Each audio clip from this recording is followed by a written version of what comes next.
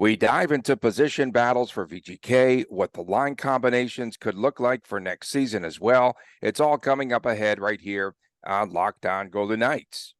You're Locked On Golden Knights, your daily podcast on the Vegas Golden Knights, part of the Locked On Podcast Network. Your team every day.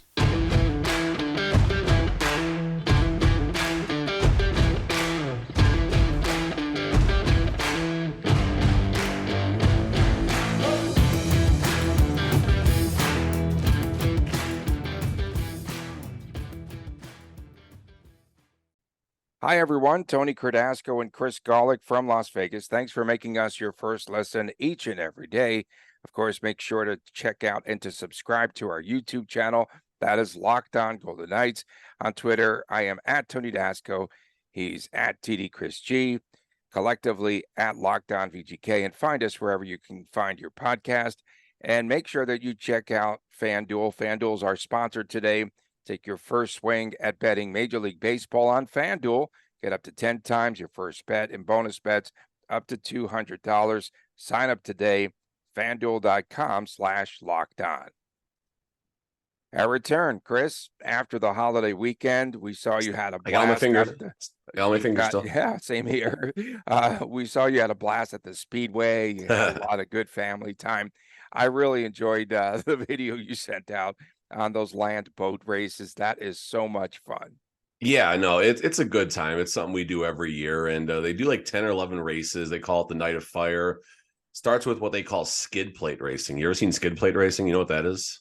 I have seen skid. So for those of you that don't or that didn't follow my Twitter, front wheel drive vehicles, but instead of there being a tire on the back, it's basically the rim and it's on a skid plate. And you add that plus banked turns and mayhem. And oh yeah, there's a lot of really good races. There's some kids like between 10 and 13 years old doing like 90 miles an hour on the track. That just made me like uncomfortably happy in some strange way, but it was pretty cool. Little known Cardasco fact. Okay. Back in the 90s, before that track there at Las Vegas Motor Speedway, before that mini oval was there, it was called Las Vegas Speedway Park. And I worked out there for 2 years. I worked everywhere, right? And I was the PA announcer out there when the Bush brothers were racing illegally, sort of, because they were underage and driving out there. All sorts of good fun. Can you say Sunday one time for us? No, okay. None of that. We didn't do Sunday. We were more like, I don't know, whatever I said.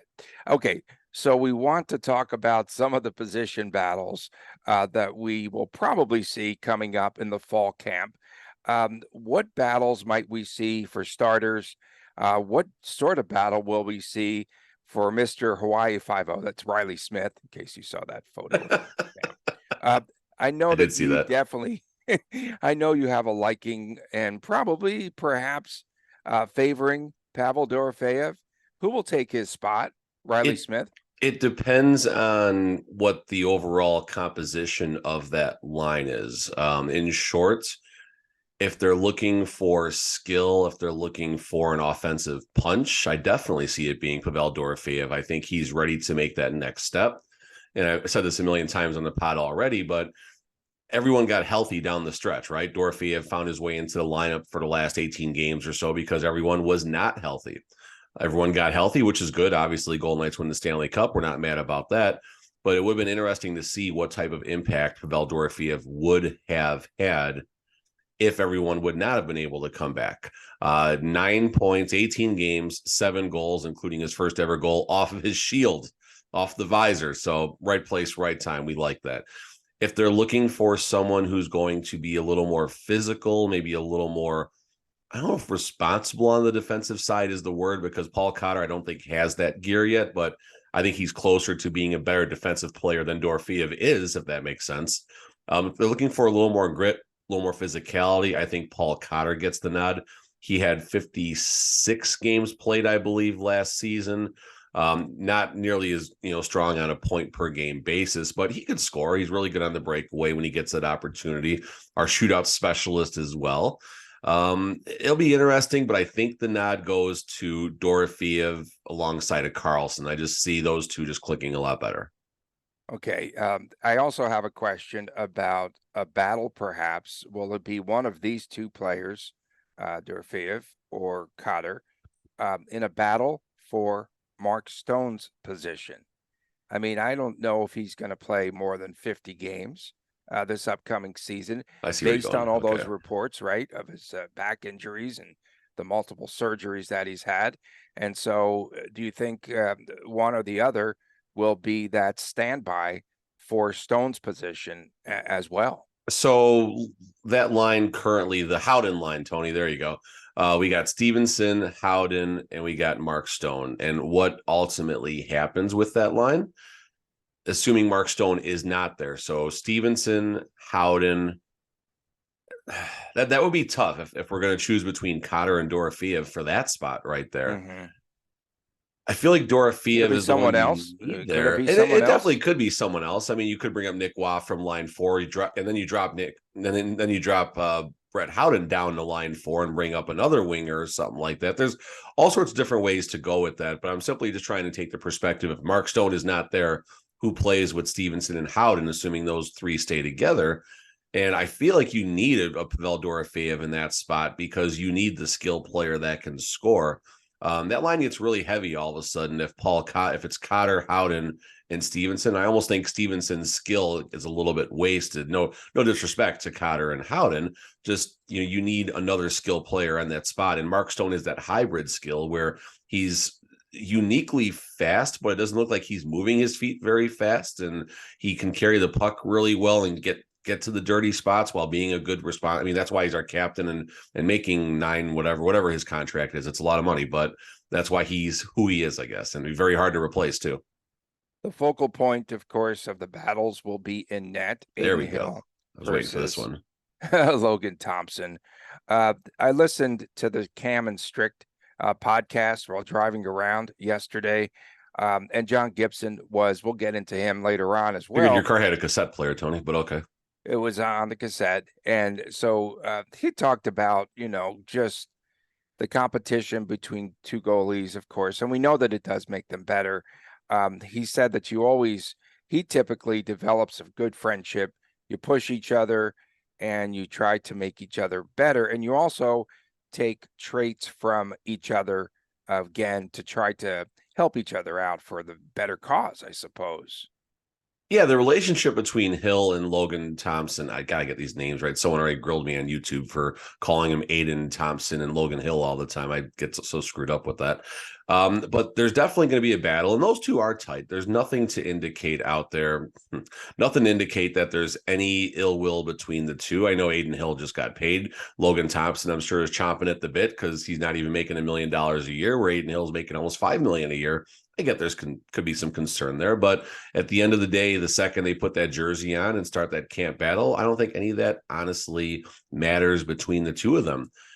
I will beat this drum all the way until I prove you guys right and Cassidy proves me right. There's going to be a battle for training camp to see who's going to be the starter, air quotes, because honestly, I don't think there's going to be a starter when the dust settles, assuming both goalies are healthy. And I think that's a large uncomfortable assumption to make. I don't think both goalies will be healthy, but let's hope both goalies are healthy. If they are, I can see a 60-40, 55-45 type of split.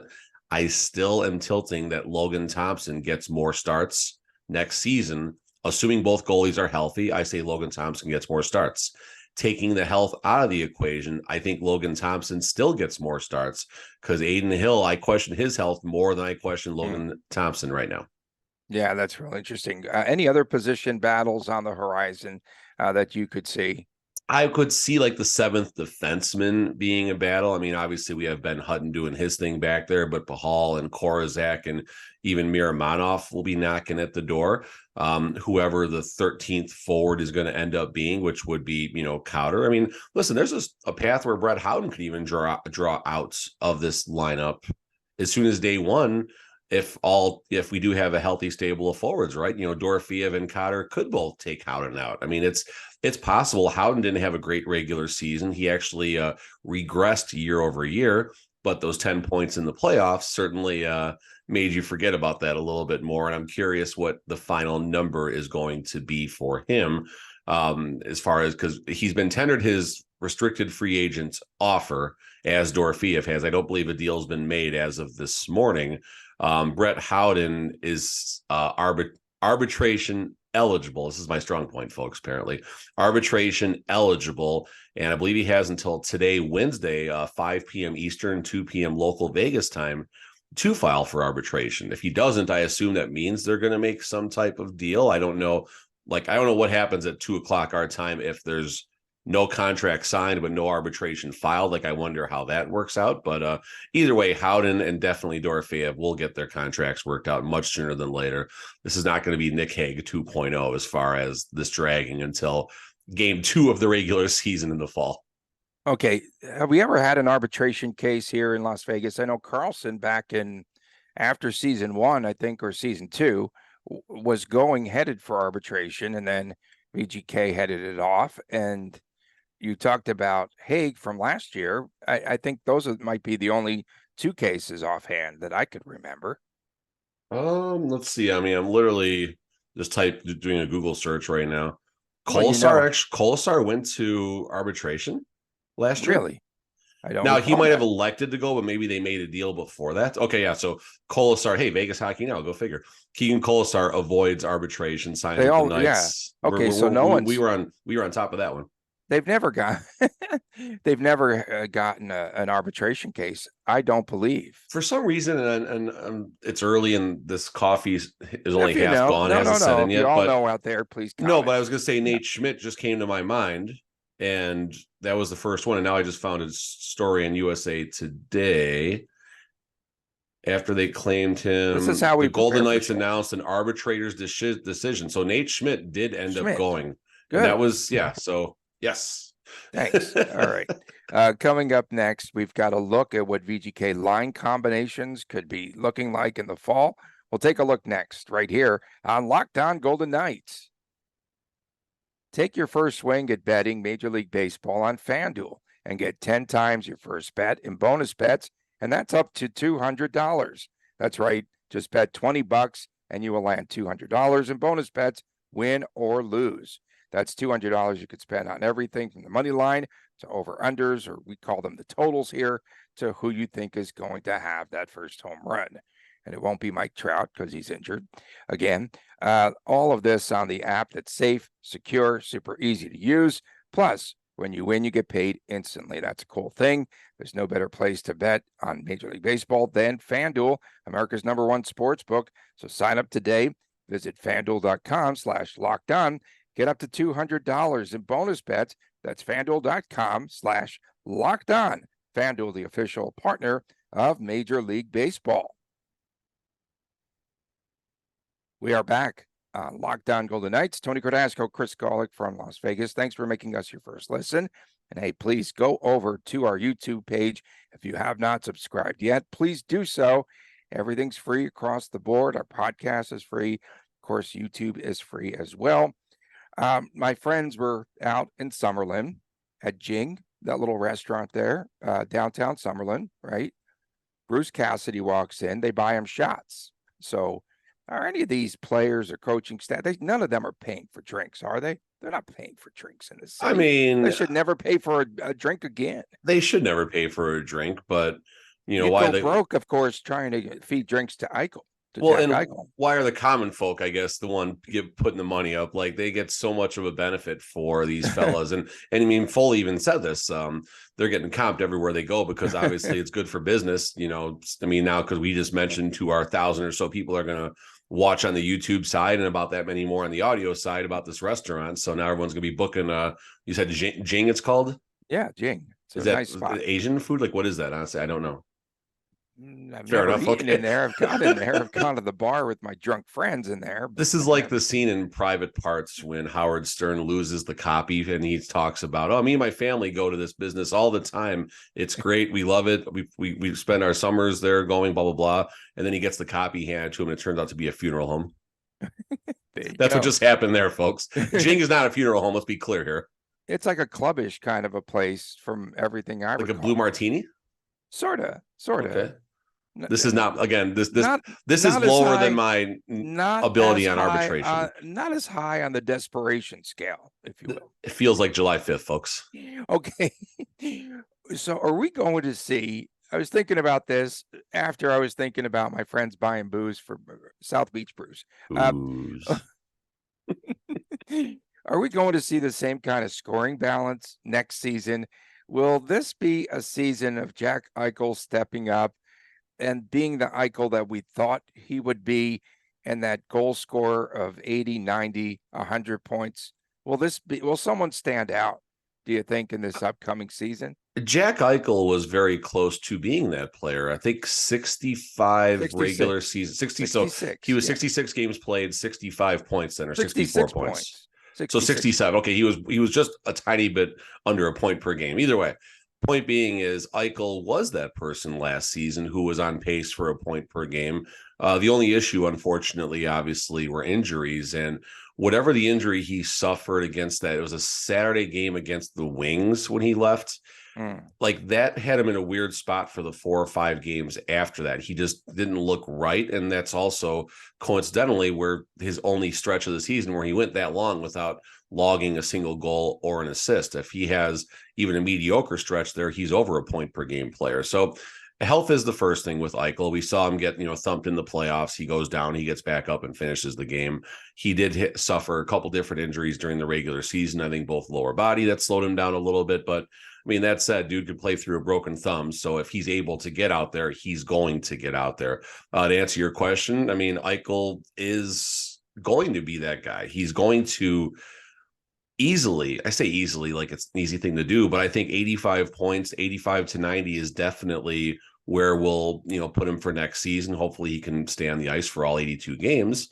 You look at his points per game clip he was on in the playoffs. He was 25 points, 22 games, I think, if my math is correct. And those are the hardest games to play right there. We're talking everyone stepping up, the other team's defense stepping up. Now, the Golden Knights scored at will. I mean, they scored so many goals in the playoffs, but the point being is Eichel certainly elevated his game, and there's nothing to suggest with a full season of Pavel. We didn't even get to not Dorofeev, the other guy, Ivan Barbashev, that guy. What's the ceiling for that line? In terms of scoring, in terms of just in terms of what they could do together collectively, I'm most excited, I think, to watching that line gel and growing, and I think even being more effective, to be quite honest with you. Can that line collectively put up? Could it be a 200-point line? I think that's probably where we starts. I mean, you pencil 80 for Eichel. Another 120 points between Marchessault and Barbashev is not that unfathomable, is it? 160 and a hook. I'll take the over. I mean, you'll take the over. Injuries are the only thing that would slow that combination down of not hitting that number. Because if Eichel gets 70, now you're telling me I got to get 90 points. Now, Barbashev is the question mark, right? He's only hit 60 points once in his career. Marchessault is right around that, I think, all the time, if not even a little bit more. With just off the top of my head, 30 goal scorer, 30 goals. And he's going to get plenty of assists this year, too, probably more than he's ever had. Yeah, that's interesting. And 178 and a hook. That's my number. Okay. I just threw a random number out. The second line, I think we talked about this at the start of last season as we're talking about line combination. Who's the second line officially? It's the Brett Howden line. Okay, fair enough. I'm going to go with the Brett Howden line as number 2. More importantly is People are shaking their head right now. That's the line that has Mark Stone on it, folks. I just remember when they put Vegas Bjorn on the third line, and I felt as though he was absolutely miserable, and he kept chasing players. Remember, before they had him, they mixed up lines, right? Last year, early in the season, he was on the third line, and he kept chasing players like Cotter, like Amadio. He kept chasing them all. They eventually settled in. I don't know what he's going to be like with that, what type of player he'll be without the homie Riley Smith on the right side of him. I just don't know. But that's a third line. I think he's a third liner now. I mean, it's we can slice this however, I think that line less than symbol, the Brett Howden line, Mark Stone line, Janice Stevenson line. I'm with you on that. Yes. How is Carlson going to react? I mean, I don't know. I just in my head, I see Carlson and Dorofeev clicking. I don't know why. I don't know if it's I don't know why. I just see. I mean, Carlson, he can skate. He's a good skater. He's a 200-foot player. He's really good on both sides of the ice. And Carlson did have a scoring touch in the playoffs, whether it was luck or not, Tony. He did have a scoring touch in the playoffs, and having someone like Dorofeev, who maybe, I mean, Riley Smith quietly was always going to get you 60, 55, 60, 65 points. Is that going to happen as he, comes into being a 32 or 33-year-old next season? At some point, there's going to be some level of decline. And that's where you have to hope someone like Dorofeev is on the upward trajectory, who can catch and even maybe have a better season than Riley Smith, at least from the points total. You're not going to replace Riley Smith with anyone internally who's as responsible on both sides of the ice. There's going to be some regression there. The defensive pairings, I could see something happening. I think you sort of alluded to it a little bit. No, Alec Martinez and Pietrangelo, as we know, McNabb and Theodore. Theodore was shaky at best throughout most of the playoffs, stayed at the end of the game. And Hagen Whitecloud have become good buddies. They were on the float yesterday down in Summerlin, and they spoke to all the prospects and all that. I mean, it is about building relationships as well, on and off the ice, and knowing where the other defenseman is going to be and all of that. But the chemistry, yes, is there. We know that they block shots. And last season, when was the last date? I really was trying to dig last night when Cassidy put the lines in a blender. He did it sort of later than we expected him to. He said, I'm going to be mixing up lines and whatever in camp. Okay, great. And then all of a sudden it's November, December, January. Okay. And then like February, I think he was still mixing up the lines as well. But any changes there in the defensive core unit? I mean, I don't think so. Let's start with McCrimmon's quotes from Nashville about, hey, we're keeping our team together. We're not bringing anyone from the outside. We are fortunate enough to keep our lineup almost completely intact. Of course, the Stanley Cup championship cost the team Riley Smith. No disrespect to Hawaii 5.0 or Hawaii 5.0. It should be Hawaii 1.9 because that's his number. He's number 19. Okay. Or is he 18? No, I don't care. No, 19. Who cares? 19. But line combinations, defense, back to the defense, got off track, but we're back now. McCrimmon kept everything together, made the comments about Stanley Cup winners don't often have the ability to keep as many of these their players together. It's not even about keeping the core together. The complementary pieces are there as well. There's a very good chance the Golden Knights are going to field the exact same roster on the ice for day one that started game 5 of the Stanley Cup final. Of course, less Riley Smith, and someone else obviously will step up and take that spot right there. Going back to the defense, I don't see any changes happening. Just pretend for a second they want to trade Alec Martinez. What do you possibly get in return? The answer is not much. The hope is someone takes his entire salary and you move on. Future considerations. Yay, whoop-dee. Maybe if the Golden Knights are struggling in the season, maybe, I hope not. But if that does happen and there's not a path for him to qualify for the playoffs, I know we're talking worst case scenario, then sure, Alec Martinez becomes a real sexy pickup for someone at the deadline. Braden McNabb, you can maybe say he has a little bit more stock, not much, but a little bit higher stock than Alec Martinez does, just based on salary and age, and could possibly fill a gap for someone if the Golden Knights are struggling and need to make some moves around the deadline to rebuild for the following year. But I hope that's not going to happen. I don't see that happening, but man, that would suck. In the net, of course, we know that the other guy, we found out, of course, VGK did not send out a release or anything on it. The other guy signed his qualifying offer, whatever that might be. So that is goalie number 3. So I think that still concerns me. It's still not Thompson and Yuri Patera. You'll have those 3 goalies. How do I feel about those 3 goalies? Wait, was that the question? No, I didn't ask a question. Okay. I just said they'll have those 3 goalies to choose from in the goalie carousel. Yeah, and I got grilled. I had an article that actually did really well on Vegas Hockey Now, talking about my concerns for the goaltending position. And everyone's And like, you're right. oh, You're well, right. you look how the season turned out. You look at this, sure, fine, whatever. It worked out in most of our seasons as far as the goaltending situation goes. But we've never had this many questions about health coming into the beginning of a season. Last year, okay, fine. The Logan Thompson, Robin Leonard situation, yes. But we had Aiden Hill. We knew Aiden Hill was going to probably get 20, 25 games, which he got 27. Brossoit, we knew at some point would come into the equation.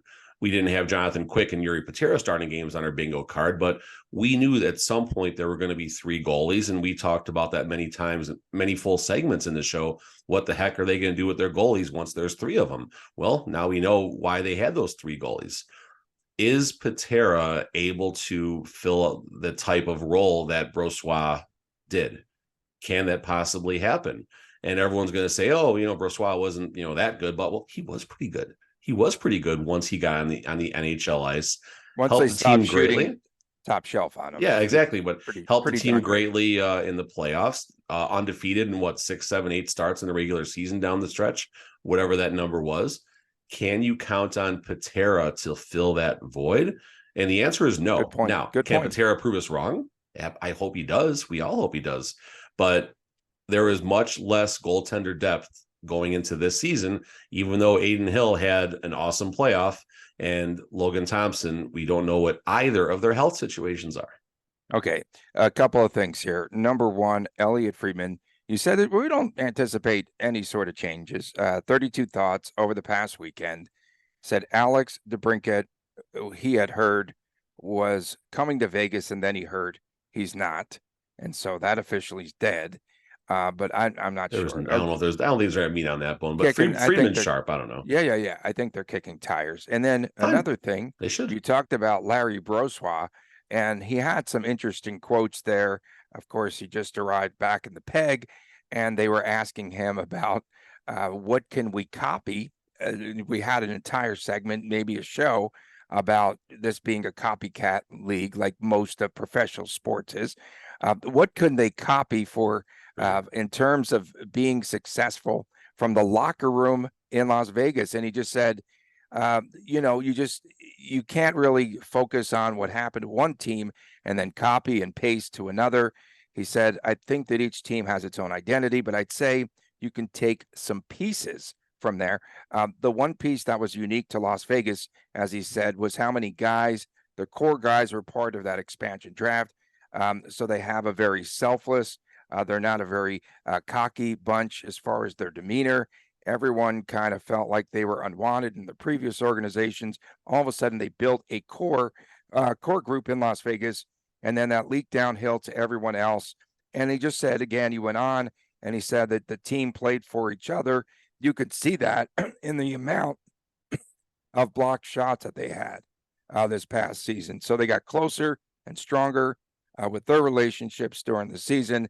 And that's how they did. Guys aren't willing to block shots unless they really like each other. So that was pretty cool. Yeah, definitely. And, in not so many words, he said you can't exactly replicate what happened. I mean, with that type of, it's the culture. I mean, this goes back to my conversation with McPhee during season 2 at the first Night to Remember Gala, when I simply asked him for a bit of career advice.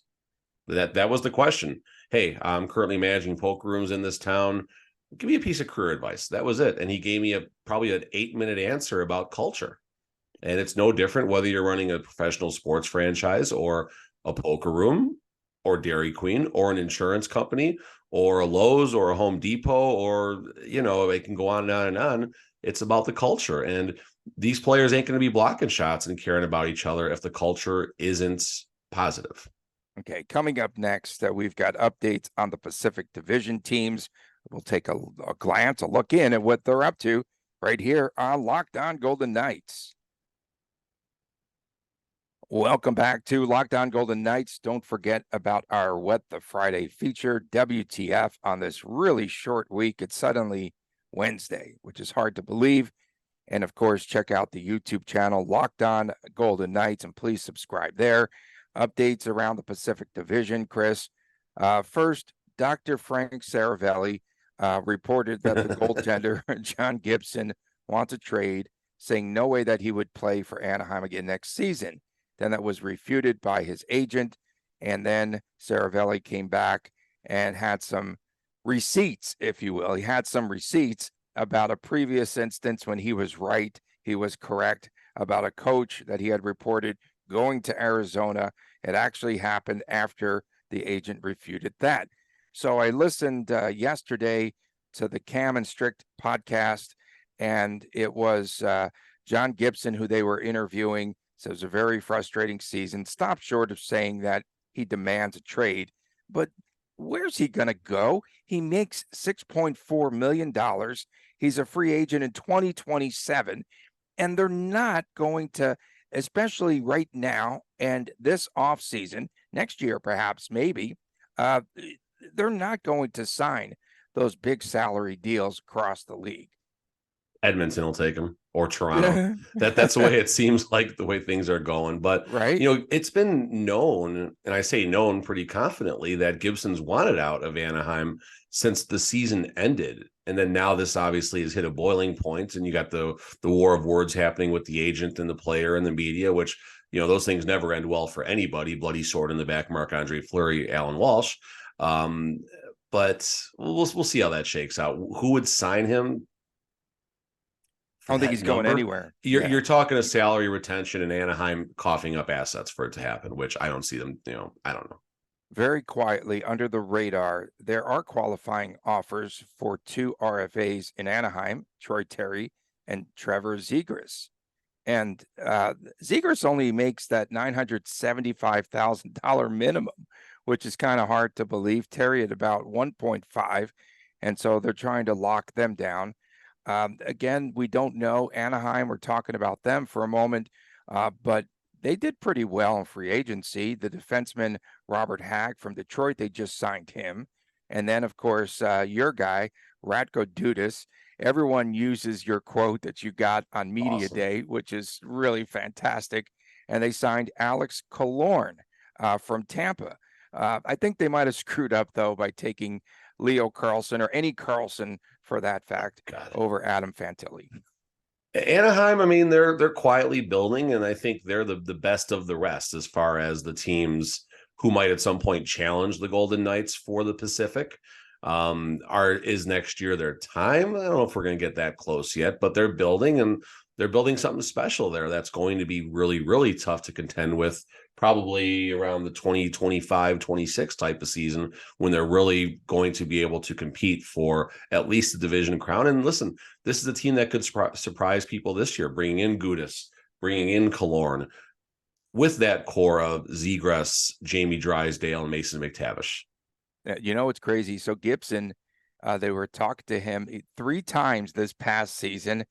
He faced 50 or more shots, which is just absolutely unheard of. And so he has to be a pretty patient guy. He said the good thing was that they had a good group of guys.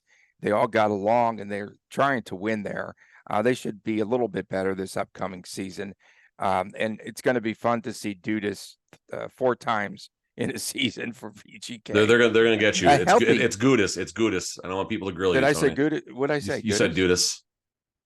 You said okay. Dudas. I said Aiden Thompson. Okay, so Ratko, whatever.